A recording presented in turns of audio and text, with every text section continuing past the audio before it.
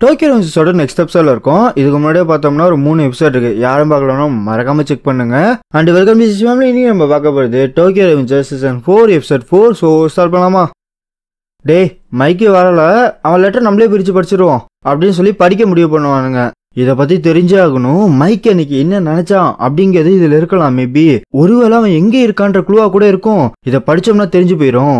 இன்னையிலேருந்து 12 வருஷம் கழிச்சு நீங்க எல்லாம் என்ன செய்வீங்க அப்படிங்கிறது என்னால சொல்ல முடியும். மிட்சுயா கண்டிப்பா சொல்றேன், அவன் ஃபேஷன் டிசைனராக தான் மாறுவான். அதை என்னால அடிச்சு சொல்ல முடியும். அடுத்து நம்ம அக்காய், அவன் மிட்சுயா கூட இருக்க சேம் இண்டஸ்ட்ரியில தான் இருப்பான். ஏன்னா 2 பேரும் ஒரே மாதிரி தான் இருப்பானுங்க.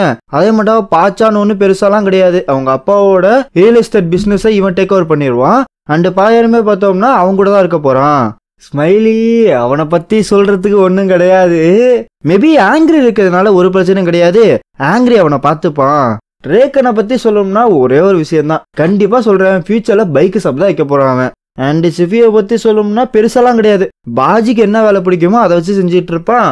அண்ட் டாக்கமிச்சி இவ்வளோ கஷ்டப்பட்டிருக்கோம், ஈனோ நீனு மட்டும் சேரல, அவனை செத்தடா. அண்ட் அது மட்டும் கிடையாது, நான் டோமனை இது பண்ணிட்டேன், டிஸ்பேண்ட் பண்ணிட்டேன். அது எல்லாமே உன்னோட நல்லதுக்கு தான் டாக்கமிச்சு. அதே மாதிரி தான் மற்றவங்களுக்கும். டோமான் அப்படிங்கிறது உங்களுக்கான ஒரு இடம் கிடையாது, உங்களுக்குன்னு சொல்லிட்டு ஒரு வேல்யூ இருக்குது. அதை தேடி நீங்க முன்னேறி போங்க. அண்ட் அதே மாதிரி தான் நானுமே எனக்கு சந்தோஷம் கொடுக்குற மாதிரியும் என்னோட லைஃபுக்கு வேல்யூவான ஒரு பொருளை தேடி நான் ஓட போறேன். அண்ட் அதனால தான் நான் இனிமேட்டு உங்களை பார்க்க வரவே மாட்டேன். என்னதான் எவ்வளோ தூரம் இருந்தாலும் எல்லாருமே ஒன்றா தான் இருக்கிறோம். இன்னைக்கு ஜூன் 19, உனக்கு தெரியும்னு நினைக்கிறேன். இப்படியே இருக்கிறதே கரெக்டாக இருக்கும்னு தோணுதுடா. நம்ம எல்லாருமே ஒன்றா கனெக்ட் ஆகி தான் இருக்கிறோம். எப்பா என்னம்மா கவிதை எழுதியிருக்கான். அவன் சொல்றதை பத்தியா, எவ்வளோ தூரத்தில் இருந்தாலும் எல்லாம் ஒரே மாதிரி கனெக்ட் ஆகிருக்கும்னு சொல்லிட்டு. அதுதான்டா மைக்கி, ஏதோ ஒரு வேல்யூவை தேடின ஒரு ஜர்னியா. அப்போனா நம்ம எல்லாருமே நல்ல பாதையில் தான் போகிறோம்னு நினைக்கிறேன். என்னால் நம்பவே முடியலடா. நான் இங்கே வந்தது ரொம்ப சந்தோஷப்படுறேன். நான் ரொம்ப நாளாக வருத்தமாக இருந்துச்சு, மைக்கே காணா போயிட்டானே என்னன்னா அது மட்டும் ரொம்ப வருத்தமாக இருந்துச்சு. அண்ணன் இப்போ எனக்கு புரியுது, அவன் என்னதான் எவ்வளோ தூரம் இருந்தாலும் நம்மளை பற்றி நினச்சிக்கிட்டே இருக்கான். ஒருவேளை இதுதான் மைக்கோட விஷயம் இருந்துச்சுன்னா நான் மைக்கை போய் தொந்தரவு பண்ணக்கூடாது, அவன் எங்கே இருக்கான்னு சொல்லிட்டு அவனை பிடிச்சி நோண்டக்கூடாது அப்படின்னு சொல்லிட்டு எல்லாருமே கிளம்ப ஆரம்பிச்சிருவானுங்க. ஸோ எல்லா மனசுலையுமே பார்த்தோம்னா சரியான சந்தோஷமாக இருக்கும். பிகாஸ் மைக் எழுத லெட்டர் அப்படிங்கிறது எல்லாருக்குமே ஒரு நிறைவாக இருக்கும். அப்படி பாதி தூரம் போயிட்டு இருக்கப்பதான் தாக்கமிச்சுக்கு டக்குன்னு உதயமாகும். ஆத்தி 7 லெட்டரை மறந்துட்டேனே, ஐயோயோ எல்லாம் எங்கே போனாங்கன்னு தெரியல, அவங்க பாட்டி கிளம்பிட்டாங்களே. ரைட்டு நம்ம போய் படிப்போம். எல்லாருக்குமே ஒரு ஹாப்பியான வாழ்க்கை வேணும். நல்லா தாண்டா எழுதியிருக்கேன். அது வீடியோ டேப்பா, நான் எப்போ வீடியோ டேப் வச்சேன்? ரைட்டு அப்படின்னு சொல்லிட்டு அகிபாரா அப்படிங்கிற ஒரு இடத்துக்கு போவான். அஹியாபாரான்னு நினைக்கிறேன், என்னன்னு தெரிலங்க, நீங்களே படிச்சுக்கோங்க. என்னன்னா அந்த இடத்துக்கு போயிருப்பான். ஒன்றுமே கிடையாது, 12 வருஷத்துக்கு முன்னாடி இருக்க வீடியோ டேப் அப்படிங்கிறதுனால அந்த டிவைஸ் இவங்கள்ட்ட இருக்காது இல்லையா. டேய் வித்தியாசமான சாமி படமா இல்லைன்னா நல்லதுதான். சாணோ மாஞ்சிரோ இது ஒரே கிக்கில் திறந்துருவியா? டேய் அண்ணா, நான் சின்ன பையன் நினைக்காத, 4 வயசு பையன் உன்னை கதற விடுறான் பாரா, ஆடாம அசையாம அங்கேயே நில்லு அப்படின்னு சொல்லி ஒரே இடத்துல திறந்துருவான்.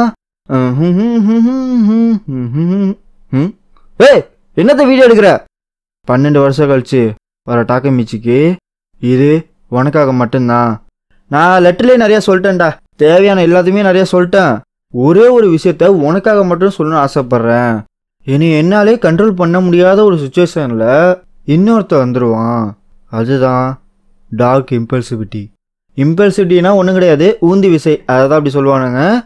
இது இம்பல்சிவிட்டியா?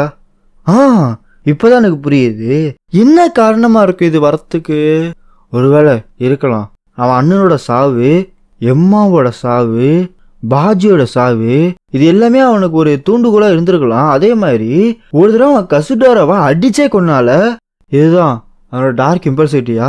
எனக்கு ரொம்ப பயமா இருக்கு. 12 வருஷம் கழிச்சு நான் என்னவா மாறுவேன்னு சொல்லிட்டு இன்னைக்கு நினைச்சாலே எனக்கு பயமா இருக்கு. ஆனா கண்டிப்பா சொல்றேன், நான் சந்தோஷமா இருக்க போறது கிடையாது.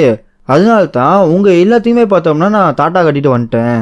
உனக்கு புரியுதுல? என்னைக்கா இருந்தாலும் என் கூட இன்வால்வ் ஆகாத. தாக்கமிச்சு எனக்கு சத்தியம் பண்ணு, 12 வருஷம் கழிச்சு என்கிட்ட தள்ளியேறு. மறுபடியும் நான் உன்னை காப்பாற்ற போறேன்னு சொல்லிட்டு டைம் ட்ராவல் பண்ணுறதோ, நான் டைமை போய் மாற்றிட்டு வரேன்னு கிளம்புறதோ பண்ணாத. ஏன்னா இது என்னோட முடிவு. நான் இந்த பாதையில் போகணுன்னு ஆசைப்பட்டு தான் போகிறேன். நான் மறுபடியும் என்னை பார்க்க மாட்டேன்டா. அதனால லாஸ்ட்டாக ஒரே ஒரு தடவை இதை சொல்லிக்கிறேன். ஜாலியா இரு, சந்தோஷமா வாழு.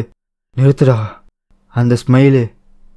அப்படின்னா மைக்கி யாராலையும் கரெக்ட் ஆகல போல இருக்கு. அவனா தோணி தான் போயிருக்கான். அப்படி இருக்கிறப்ப நான் என்ன பண்றது? என்னால ஒன்றும் பண்ண முடியாது. ஸோ மைக்கியா போயிருக்கப்ப பாப்போம் அப்படின்னு சொல்லிட்டு இவன் பாட்டி கிளம்ப ஆரம்பிச்சிருவான். ஏய் டாக்கமிச்சி எப்படா இருக்க? பயங்கரமான ஒரு மேட்ரு மாட்டிக்கிச்சுரா. பாண்டனா பார்த்தோன்னா பயங்கரமான மேட்ரு. கசுட்டோரா இல்லடா எனக்கு எதுவும் வேணாம். என்னடா ஆச்சு? மைக்கு வந்து பாண்டன்ல இன்வால்வ் ஆக வேணாம் அப்படிங்கிற மாதிரி லெட்டர் எழுதி வச்சிருக்கான். அதை அப்படியே ஃப்ரீயா விடு. இப்போ அப்படியே கொஞ்ச நாள் போகுது. டாக்கமிச்சி மறுபடி பக்கத்துவா. ஏய் சுகா எவ்வளோ நேரண்டி, சீக்கிரம் வாடி. எப்பா இருப்பா, எனக்கு ட்ரெஸ் எல்லாம் போட தெரியாதுப்பா அப்படிங்கிற மாட்டோம். இப்படி திரும்புவாங்க பாருங்க. அவ்வளோதான். ஹீனாவை பார்த்தோன்னா மனுஷன் ஃப்ளாட் ஆயிடுவான். டாக்கமிச்சிக்கு என்ன சொல்றதுனே தெரியாது. ஆஹா ஹீனா இவ்வளோ அழகா நீ. எனக்கு தெரிஞ்சு ஹேர் ஸ்டைல் மட்டும் பண்ணிட்டோன்னு வச்சுக்கேன் பக்காவா இருக்கும்டா.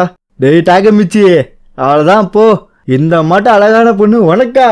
பட் என்னதான் இவ்வளோ சந்தோஷமா இருந்தாலுமே இவனுக்கு ஒரு சமயத்துக்கு மேலே அழுக தாங்காது. டேய் என்னடா ஆச்சு? அது அது ஒன்றும் இல்லையா, அது ஒன்றும் இல்லை. ரொம்ப சந்தோஷமா இருந்தேனா கண்ணு வேத்திருச்சு, வேற ஒன்றும் கிடையாது. ஒரு நிமிஷம் இங்கே பாரு. நான் என்னைக்கு நானா இல்லையோ தப்பு பண்ண போறேன்னு தோணுச்சோ அன்னைக்கு என்னை வந்து திட்டணும், என்னை சரி பண்ணணும். எப்படின்னா ஒரு அண்ணன் தம்பி மாதிரி. அவன் எப்பயும் அப்படிதான் எல்லா கஷ்டமான காலத்துலேயும் சிரிச்சுக்கிட்டே இருப்பான். 12 வருஷம் கழிச்சு என்கிட்ட தள்ளியேறு. மைக்கி என்னை மன்னிச்சிரு. நீ கொடுத்த சத்தியத்தை என்னால் காப்பாற்ற முடியாது. நான் உன்னை தேடி வரப்போகிறேன். ஏய் ஓடிப்படாங்கடி. யாரை பார்த்து எங்கே வந்து கேட்குற? அடிங்க கொய்யால. இனிமேட்டு இந்த பகடை வந்தால் அவனை கந்தலாயிருவ அப்படின்னு சொல்லி அடின்னு அடிச்சிட்டு இருப்பானுங்க. புரிஞ்சா அவனுக்கு? இனிமேட்டு பாண்டன் கீட்டன் இந்த பகடை வந்த மவனே அவ்வளோதான், நீனு ஒழுங்கா ஓடி போயிரு அப்படின்ற மட்டும் அடிச்சு துரத்திருப்பானுங்க. டேய் என்னடா உனக்கு அவசரம்? டேய் கசுட்டோரா, நீ சொன்ன 4 இடத்துலயும் போய் தெரியாச்சுரா. 4 இடத்துலயுமே மைக்கே இல்ல. என்ன தாண்டா சொல்ற? ஒரு சிங்கிள் குழு கூட கிடைக்கல. என்னடா பண்ணிட்டு இருக்க? நான் சொன்னது எல்லாமே பாண்டனோட அபிஷியலோட இடம் தான். அதுல எந்த மாற்றமும் கிடையாது. ஆனா நீ வந்து இவ்வளோ டீப்பா உள்ளார போறத பார்த்தா எனக்கு பயமா இருக்குடா. இது வந்து ஒரு சூசைட் மிஷனா மாறிட்டு இருக்கு. இதுக்கு மேல முடியாது, இங்கே நிப்பாட்டிக்கலாம். டேய் கசுட்டோரா, இங்க பாரு தம்பி, என்ன நினைச்சிட்டு இருக்க உன் மனசுல? இன்னும் 3 நாள்ல உனக்கு கல்யாணம். ஒருவேளை உனக்கு ஏதாச்சும் ஆச்சுன்னா மத்தவங்க எப்ப நான் பாக்குறது? ஏய்யா இதெல்லாம் சரி வராது. நீ வீட்டை பக்கத்து கிளம்பு. கொஞ்ச நாள் பொறுமையாரு, நானே கூட்டிட்டு போறேன். என்ன உனக்கு அவசரம்னு சொல்லிட்டு இவன் பாட்டி கிளம்பிடுவான். கசுட்டோரா நீ நடக்கிற எல்லாத்தையுமே தூரமா ஒருத்த பாத்துட்டு இருப்பான். அடுத்து இவன் பவுனிங் ஸ்டேஷன் வந்திருப்பான். ஆக்சுவலா கசுட்டோரா இவன்ட்டு ஒரு 5 இடத்துக்கு சொல்லியிருப்பான். அதுல 5ல 4 போயிருவான். லாஸ்டா இந்த இடம் தான் இருக்குது. இங்க வந்திருப்பான். கெஞ்சி கேட்குறேன் டாக்கமிச்சி, நீ மைக்கை தேடி போகாத. என்னடா உனக்கு ரொம்ப ஈஸியா போச்சா? 12 வருஷம் அப்படிங்கிறது ரொம்ப பெருசு. அண்ட் மைக்கெல்லாம் நீ நினைக்கிற மாதிரி கிடையாது. நீ பார்த்த மைக்கி கிடையாது, இது வேற ஆள்றா, கம்ப்ளீட்டா டிஃப்ரெண்ட். மைக்கி நம்மளால பார்க்க முடியாதா? 12 வருஷம் கழிச்சு என்கிட்ட தள்ளியேறு.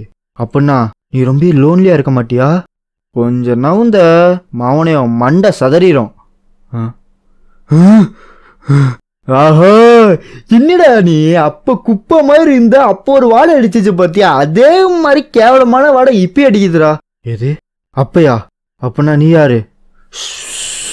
கேக்குதா? தலைவன் வரான்டா, இரு அவனே பேசுவான். பின்னாடி பார்த்தா மைக்கு உட்காந்துருப்பான் பாருங்க. இது நல்ல ஃபியூச்சர் தானே. என்ன சொல்ற டாக்கமிச்சி? ஆமா என்ன நீ ரொம்ப அழிஞ்சிட்டு இருக்க? ஏதாச்சும் என்கிட்ட கேட்கணுமா? மைக்கின்னு சொல்லிட்டு அழ ஆரம்பிச்சிருவான். லிட்டரலா அழ ஆரம்பிச்சிருவான். அதே இந்த பக்கத்து டாக்கமிச்சோட வீட்டுக்கு ஹீனா வந்திருப்பா. என்னடா அவன் எந்திரிக்க மாட்டான்? ஓ உள்ளார யாருமே இல்லையா? கொஞ்ச நாள் தான் வரல, அதுக்குள்ள வீட குப்பை மாதிரி போட்டு வச்சிருக்கான். சரி ரைட்டு, கிளீன் பண்ண வேண்டியதுதான் அப்படின்னு ஜன்னலை திறந்து பாப்பா பாருங்க. இப்படி திரும்பினா செயின் அப்படியே அந்துக்கிட்டு விழுவோம். என்னடா இது, செயின் வேற போயிருச்சு. சகுனமே சரியில்லை. இதை கொடுக்கதான் வந்தேன், என்னோட கல்யாண இன்விடேஷன். எனக்கு தெரியும், ஆனா நீ வந்துதான் ஆகணும். எல்லாருமே நல்லா இருக்காங்க. நீ ப்ராமிஸ் பண்ண மாட்டோமே 12 வருஷம் கழிச்சு நான் வந்து பாக்குறப்ப எல்லாருமே சந்தோஷமா இருக்காங்க. ஹீனாவே சேர்த்து சொன்னோம்னா எல்லாமே சந்தோஷமா தான் இருக்கானுங்க. ஆனா ஒன்னைய தவிர. ஏய் என்னடா ரொம்ப பேசுற நீனு? இன்னொரு வார்த்தை பேசி பாரு, உன் மண்டை சதுரம். பாக்குறியா இல்லையா? சான்ஸ் கொஞ்ச நேரம் 2 பேரும் தனியா பேசுறோம், புரியுதா? சரிப்பா, நான் கீழே போய் நிக்கிறேன், நீ வா. இந்த போட்டு அவன் போக 2 பேரும் ஒவ்வொருத்தொருத்தும் பார்த்துக்கிட்டே இருப்பானுங்க. நீ என்ன தண்டா சொல்ல வர? டார்க் இம்பல்சிவிட்டினா என்னதான் ஒரு அளவு எனக்கு புரியல. நான் என்ன நினைச்சேன்னா கிசாக்கி வந்து உன்னை மேனிபுலேட் பண்றான்னு நினைச்சேன். அப்படி இல்லைன்னா உங்க அண்ணனோட சாவு உனக்கு இப்படி மாத்திருச்சுன்னு நினைச்சேன். ஆனா ரீசன் என்னமோ அது மட்டும் எனக்கு தெரியல. ஆமா, என்னதான் இந்த வீடியோ டேப்ல நீ பேசியிருந்த, என்னமோ ஒரு மார்க்கமா பேசியிருந்த. இங்க பாரு, என்னால முன்ன மாதிரி டைம் டிராவலாம் பண்ண முடியலடா. நான் அவுட் மேல கையை வச்சேன்னா ஒன்னும் ஆக மாட்டேங்குது. ஏன்னா கோல் ரீச் ஆயிடுச்சு இல்லையா? ஹீனாவை காப்பாத்துன்றதான் கோல், அதுவுமே காப்பாத்தியாச்சு. ஆனா உண்மையில அது எல்லாத்துக்கும் உனக்கு தானே நன்றி சொல்லணும். நீ மட்டும் பண்ணலனா கண்டிப்பா எதுவுமே என்னால பண்ணிருக்க முடியாது. ஆனா இந்த ஃபியூச்சர் அப்படிங்கிறது டிஃப்ரெண்டான ஒண்ணுதான், கண்டிப்பா சொல்றேன். நீ எல்லாரையும் காப்பாத்திட்ட, அதனால தான் இது என்னோட டர்ன். நான் உன்னைய காப்பாத்த போறேன். அடுத்து சுட்டுக்கிட்டே இருப்பான்.